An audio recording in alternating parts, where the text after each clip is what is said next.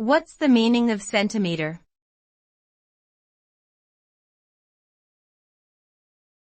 Centimetre.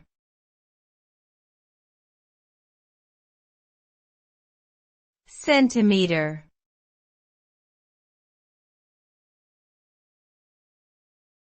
Centimetre.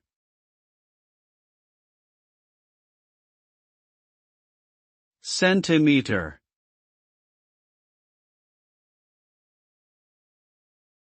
A centimetre is a unit of measurement that is equal to 1/100th of a meter.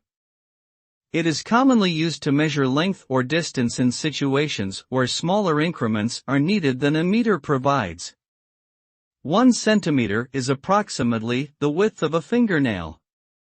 This unit of measurement is part of the metric system, which is an international standard for measuring quantities. In many countries, including most of Europe and parts of Asia, the metric system is the primary system used for measurement in everyday life.